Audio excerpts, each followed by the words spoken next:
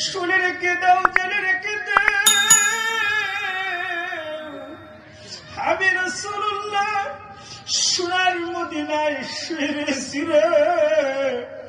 তোমার আব্বা সকাল সন্ধ্যা আমি হাবিবের উপর দরুদ প্রেরণ করত, দরুদ পাঠাইত, আমার উপরে দরুদ প্রেরণ করত। একজন ফেরেশতা সর্বদা তোমার আব্বার দরুদ খানা আমার রওজা মুবারকে পৌঁছে দিত।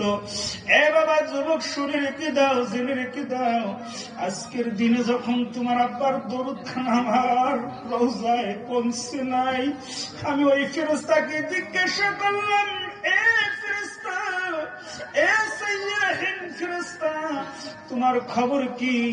আমার অমুক উম্মতের দরুদটা কেন আমার রওজা মুবারকে আজকের পৌঁছানো হলো না?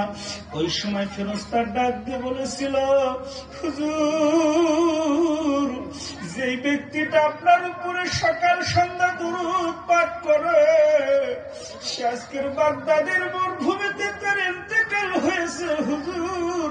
শুধু তাই নয়, সেই জায়গার ভিতরে তিনি একটি কঠিন মুসিবতের ভিতরে পড়েছে। ইয়া রাসূলুল্লাহ, হুজুর গো, তিনার মুখের পরিবর্তন হয়ে গেছে। এই খবরটা যখন আমি মদিনার বুকে আমার রওজা মুবারকে আমি জানতে পেলাম, আমি নবী কেমন করে থাকতে পারি রে যুবক?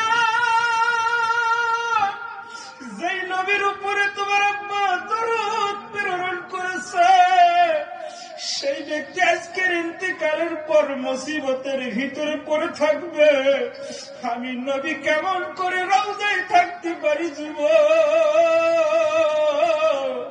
আমি কেমন করে রওজায় শুয়ে থাকতে পারি?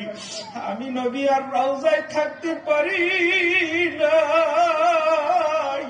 তোমার আব্বার উপকার করার জন্য আমি রাসূলুল্লাহ আমার রওজা মুবারক থেকে উঠে এসে তোমার আব্বার পাশে দাঁড়িয়েছি। একবার আওয়াজ দিয়ে বলুন সুবহানাল্লাহ।